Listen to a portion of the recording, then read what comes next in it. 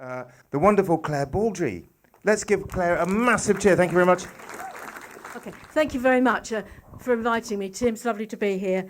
My name's Claire Baldry. I'm a retired head teacher in East Sussex Primary School. I was advisory teacher for English, actually, for a couple of years in East Sussex. And now my main role is that I'm a carer for my husband because he's got Lewy body dementia and he's got Parkinson's. But when they let me out, I do come and write poetry, and I describe myself as a performance poet, and I raise money for local charities. So I have got a bit of an interest outside of my caring role.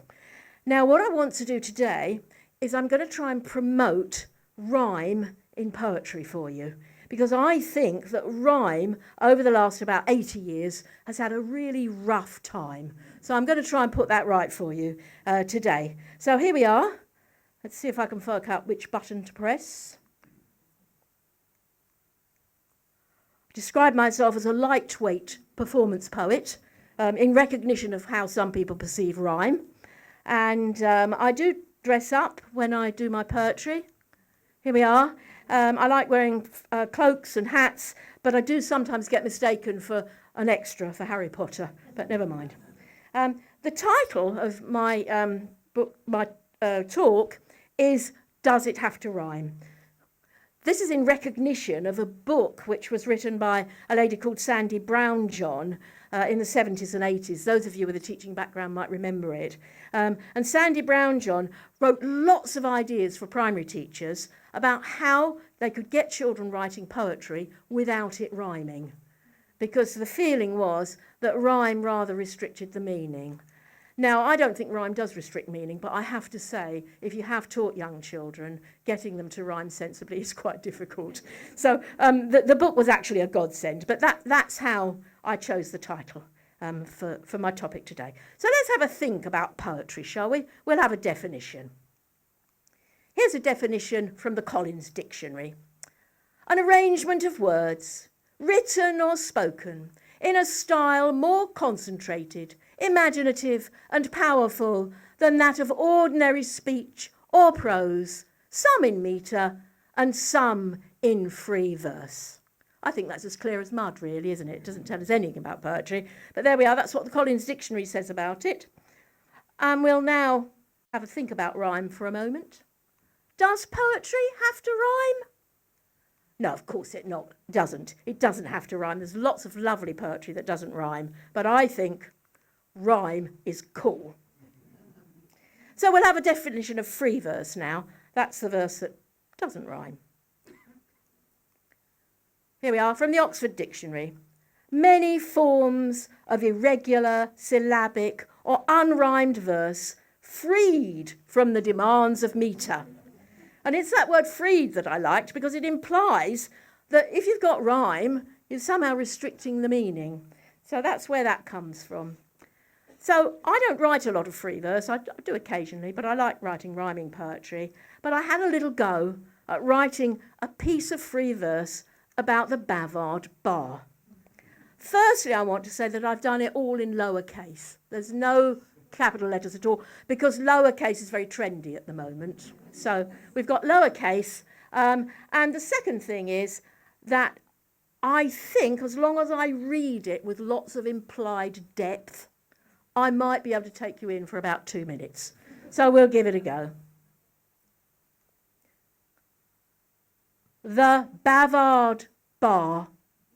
3 regular people, shared passions, piano man Dan, KP Light, Ujar, Kapivi, kazoos, passions, secrets. I think if I was to give that to a very worthy book group or literary group, might be 5 minutes before they'd worked out I'd written complete nonsense. But there we are. That's my free verse for you today. So what we're going to do now is we're going to have a look at a couple of people who have actually done rhyming poetry and are very well known and promoted it for us. So we have a description of somebody here. Who was this said about? A lightweight versifier who lacks serious merit. Any guesses? She comes later. Okay, here we go. There's the picture. It's John Betjeman, yes. Now, John Betjeman was actually refused Poet Laureate when he was first nominated because they just said he wasn't a serious enough poet. But of course, in the end, he got it, and a CBE. I'm going to read you an excerpt from John Betjeman. When I come to read the excerpts today, I have to tell you that they are only small excerpts, and that's because I'm avoiding copyright. If I give you an excerpt, not that I think we've got any spies in here, but I would like to stay legal. So you're just getting excerpts of the poem. Here is John Betjeman's poem called Slough. Come, friendly bombs, and fall on Slough. It isn't fit for humans now. There isn't grass to graze a cow. Lovely piece of poetry. Right. Somebody saw this one coming. Who's this? Yeah, this is Pam Ayres. She didn't write proper poetry. There she is. Now, I have to say, they might have said she didn't write proper poetry, but she's one of the few people in my lifetime who's made quite a lot of money from it. And, of course, she's given a lot of people a lot of pleasure. So we're going to have an excerpt from Pam Ayres now.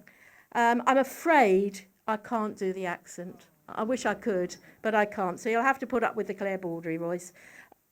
This poem is called They Should Have Asked My Husband. Here we go. I'm going to read it off the screen because my print's a bit small.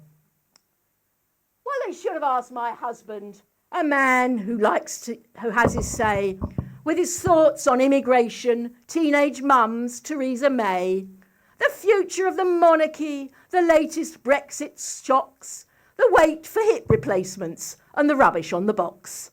Well, they should have asked my husband. He can sort out any mess. He can rejuvenate the railways. He can cure the NHS. So any little niggle, anything you want to know, just run it past my husband. Wind him up and let him go. So there's Pam Ayres for us. I don't think anybody can seriously say she doesn't write proper poetry. We've got another one coming now. Anyone know who this is? Now, this is not someone you would associate with rhyming poetry, but his poetry does generally rhyme. The reason why I think you don't think that is because the rhyme is so intuitive. It's almost imperceptible. W.H. Auden. So we're going to have a little excerpt from W.H. Auden, which is, of course, the wonderful poem that was made famous in Four Weddings and a Funeral, amongst other things. And if you listen carefully, you'll see there is rhyme in there. It's such a wonderful poem.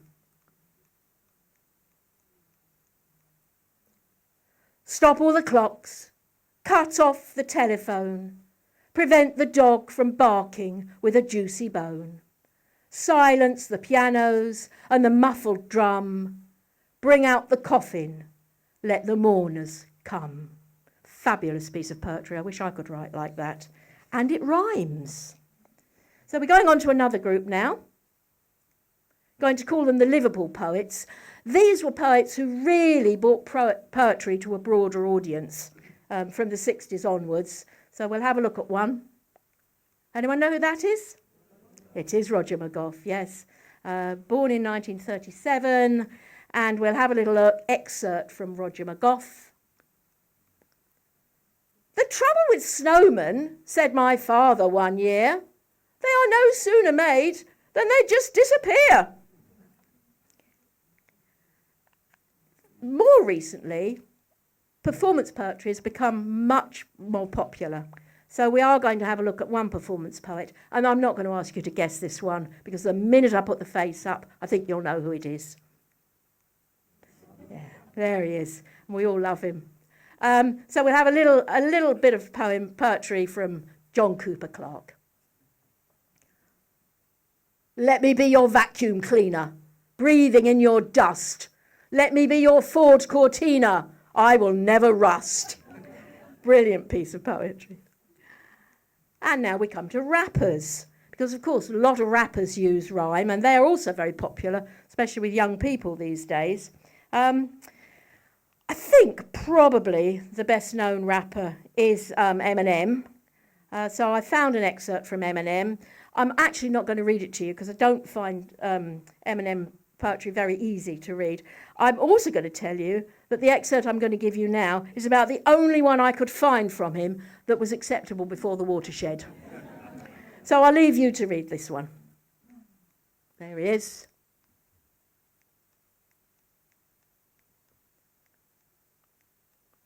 Oh, right. So I didn't really give you enough time to read that, did I? Right, we'll try that again.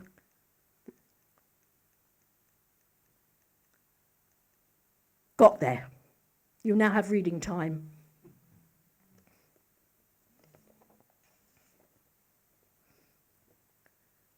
I don't know how he does it to make it come to life because it's really difficult to read, but Eminem certainly does it. Right, let's go on to the hidden poets.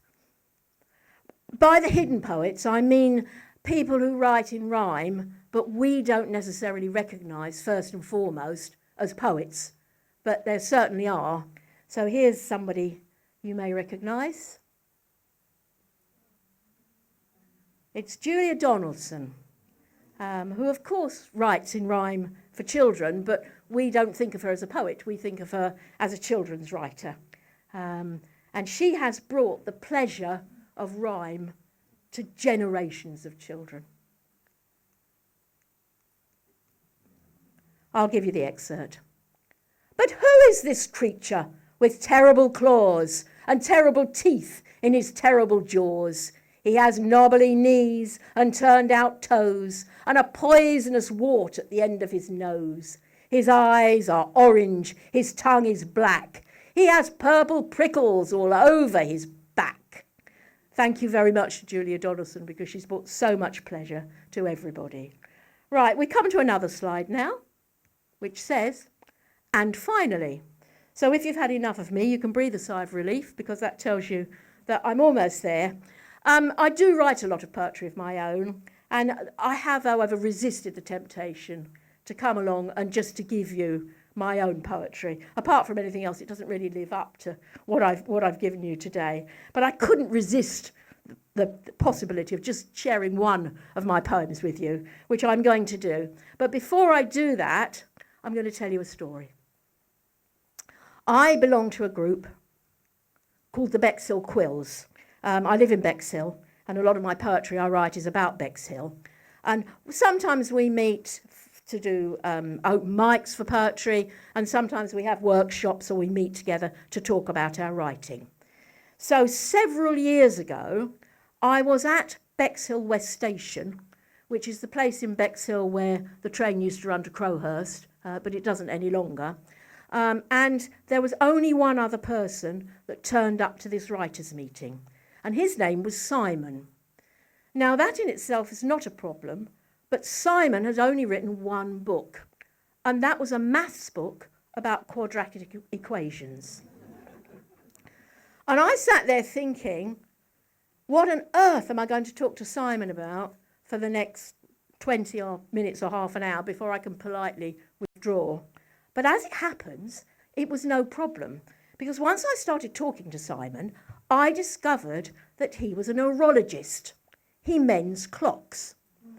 And he told me this amazing story that when they closed West Station in Bexhill, if you haven't been there, it's the line that used to run up through to Crowhurst. They put the link road on that line now.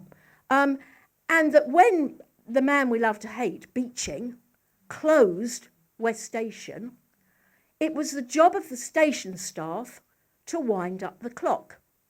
There were no more station staff, so the clock stopped working. And Simon painted this picture of the last train running out of the station and the clock slowly stopping.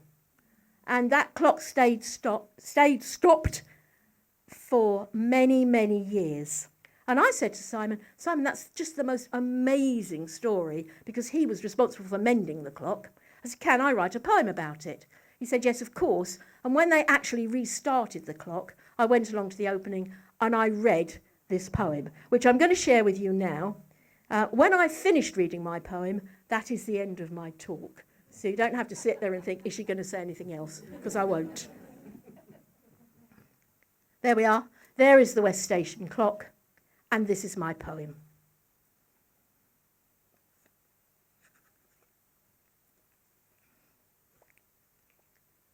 Did you hear the train sound its final adieu on that 60s occasion as it pulled from the platform in Bexhill's West Station, with a chip and a chirp and a blast and a burst, disappear down the line towards distant Crowhurst? Did you see the clock? A valedictory turn of the hands and a wave from the vendors on newspaper stands, with a click and a clunk and a tick and a tock. Then time stood still for the West Station clock. Did you notice the winders hold back the tears as they sadly descend, whisper words of farewell to their timekeeping friend, with a sob and a sigh till their hearts touch the floor, turn their back on the spindle and fasten the door? Did you feel the years pass? They were gone in a blink. They destroyed the old rail tracks to build a new link, with a rev and a beep and a flash of road rage, while the clock simply waited to turn a new page. Did you glimpse the menders, climb the tower to explore the insides of the clock with a will to learn more, with a creak and a crunch clearing throats as they coughed, till they lifted the timepiece and held it aloft? Did you spot the returners, set the clock back in place, so the whole of Bexhill could stare up at its face, from the turn of a screw and a skilled operation? Our timekeeping phoenix came back to the station. Turn your eyes clockwards, give thanks to horology. On behalf of Sir Beeching, we send an apology. With a shed load of joy, we rejoice at your fate, now that Bexhill clock watchers need never be late. Thank you very much. Claire Baldry, ladies and gentlemen. Thank you very much, Claire.